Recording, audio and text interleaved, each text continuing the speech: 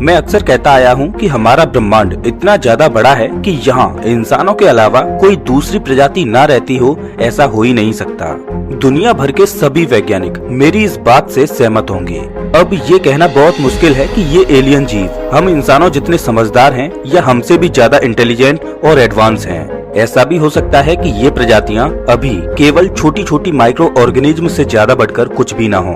जो भी हो, ये बात तो पक्की है कि ये प्रजातियां हमारी धरती से कई करोड़ों किलोमीटर दूर रहती हैं। इंसानों को अपने ही सोलर सिस्टम में मार्स पर जाने के लिए 8 महीने से ज्यादा का समय लग जाता है।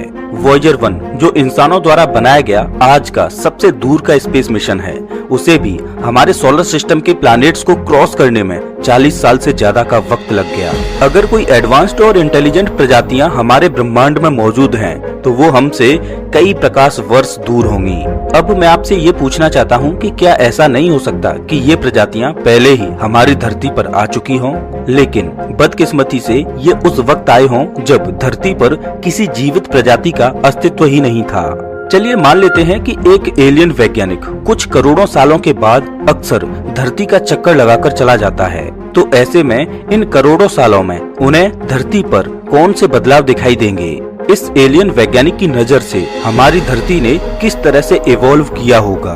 आज की वीडियो में हम यही जानने की कोशिश करेंगे, तो बस बने रहिए मेरे साथ वीडियो के अंत तक। अगर आप धरती की टाइमलाइन को कुछ करोड़ साल पीछे करके देखें, तो आज जिसे हम अपना घर कहते हैं वो आपकी पहचान में भी नहीं आएगा। चलिए देखते हैं कि हम अपनी धरती को उस तरह से रिकंस्ट्रक्ट कर पाते हैं या नहीं, जिस तरह से उस एलियन वैज्ञानिक ने इसे पहली बार देखा होगा। अब क्योंकि ये वैज्ञानिक हमसे करोड़ों सालों की दूरी पर रहता है, इसीलिए वो कुछ बिलियन सालों में केवल एक बार ही धरती पर आ पाएगा और यहाँ के वातावरण में जीवों को ऑब्जर्व कर पाएगा। सबसे पहली बार ये वैज्ञानिक 4.5 बिलियन साल पहले यानी 450 करोड़ साल पहले धरती पर आया होगा।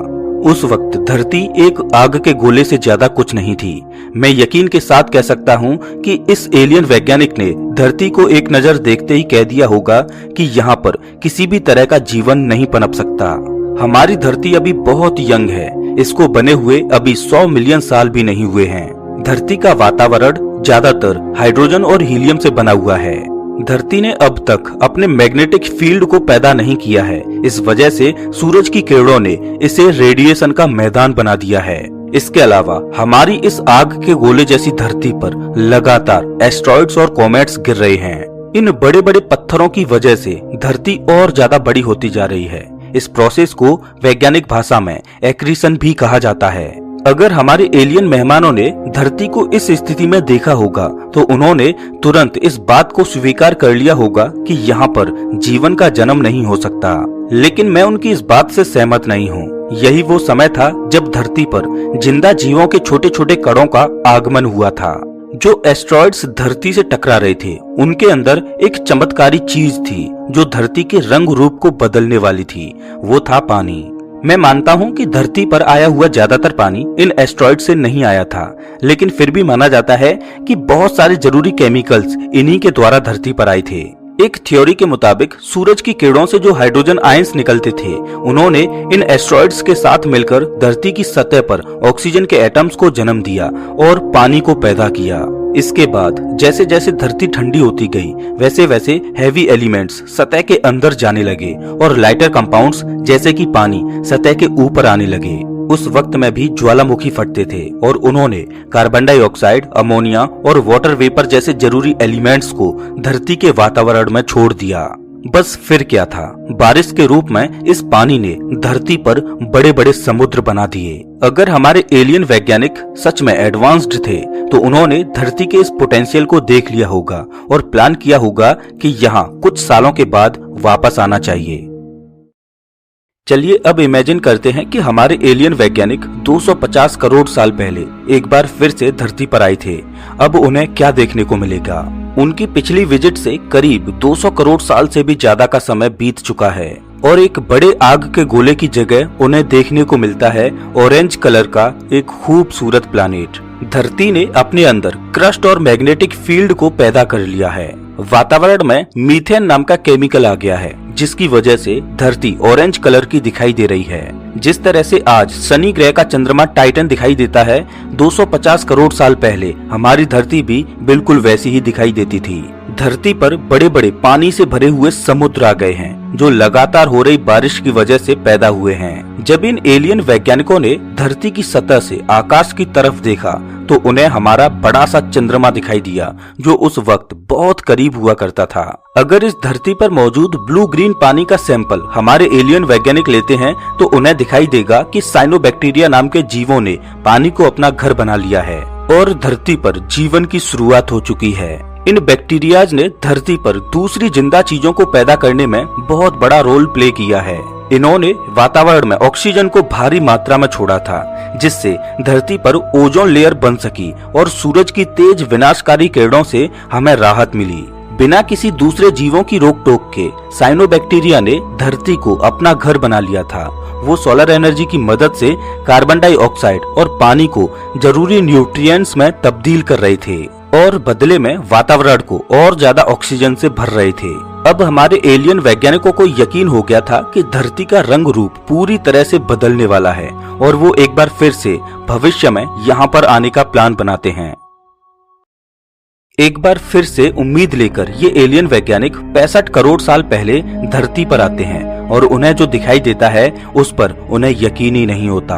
190 करोड़ सालों में धरती पूरी तरह से बदल गई है। ये ग्रह अपने क्रायोजेनियन पीरियड में जा चुका है। इस वक्त को वैज्ञानिक स्नोबॉल अर्थ भी कहते हैं। इन मॉडल्स के मुताबिक हमारी धरती पूरी तरह से जम गई है। धरती की पूरी सतह और समुद्र का आधा पानी बर्फ में तब्दील हो चुका है। आज जितना टेम्परेचर अंटार्कटिका में देखने को मिलता है, उतना ही टेम्परेचर 190 करोड़ साल पहले पूरी धरती पर हुआ करता था। वैज्ञानिक पूरे यकीन के साथ तो नहीं कह सकते कि अचानक टेम्परेचर में इतना बड़ा बदलाव कैसे आया, लेकिन कुछ मेजर थ्योरीज का कहना है कि ज्वालामुखी के फटने की वजह से बहुत सारी ऐश वातावरण में जमा हो गई। इस वजह से ग्रीन हाउस गैसेज की मात्रा कम हो गई और धरती का टेम्परेचर कम होने लगा। बेशक और भी बहुत सारे फैक्टर्स थे जिस वजह से ग्लोबली धरती पर इतना बड़ा प्रभाव पड़ा था।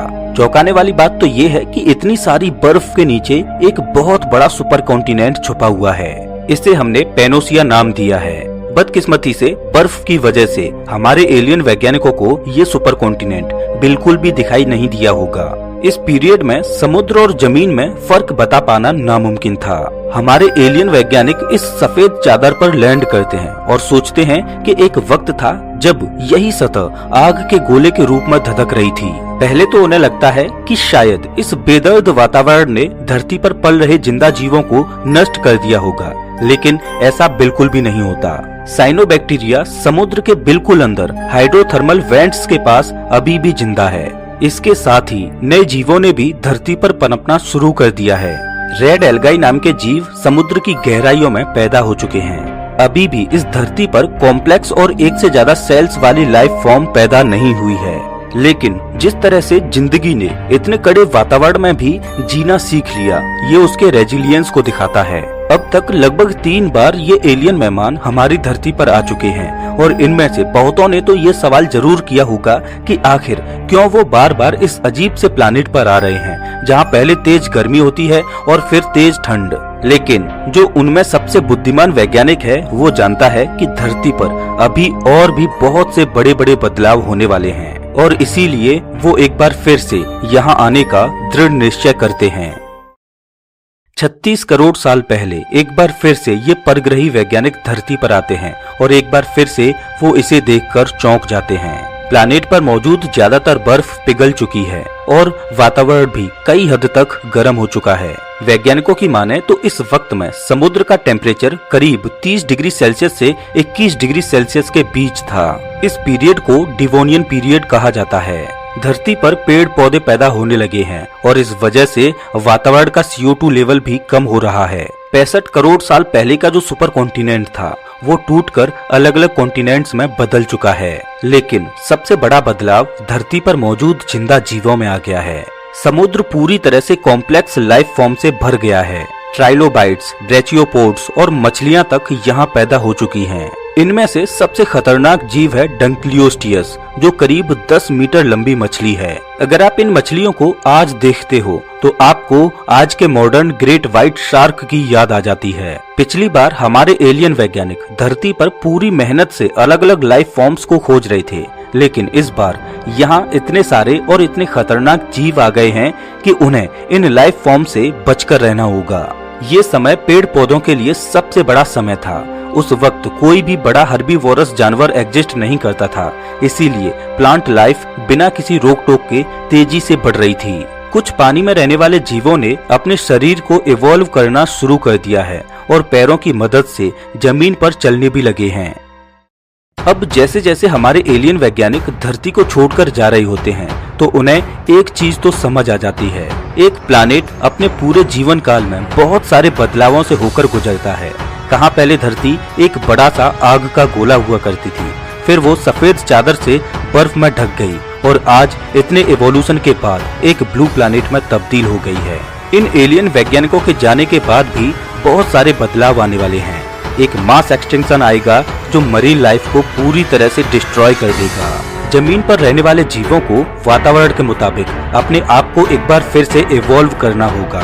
वातावरण एक बार फिर से ठंडा होकर गर्म हो जाएगा और इस बीच कॉम्प्लेक्स लाइफ फॉर्म्स लगातार इवॉल्व होते रहेंगे। नई स्पीसीज में एम्फीबियंस के साथ कुछ बड़े रेप्टाइल्स भी पैदा होंगे जिन्हें हम डायनासोर्स के नाम से भी जानते हैं। अब मुझे नहीं पता कि ये एलियन वैज्ञानिक दोबारा कब धरती पर आएंगे, लेकिन मैं इतना यकीन के साथ कह सकता हूँ कि इस बार हम इंसान उन्हें सबसे ज्यादा चौंकाने वाले हैं। तो दोस्तों इस वीडियो में बस इतना ही। अगर आपको ये वीडियो अच्छा लगा हो तो इसे लाइक करें और ऐसे ही वीडियोज के लिए चैनल को सब्सक्राइब करें, साथ ही बेल आइकन दबाएं।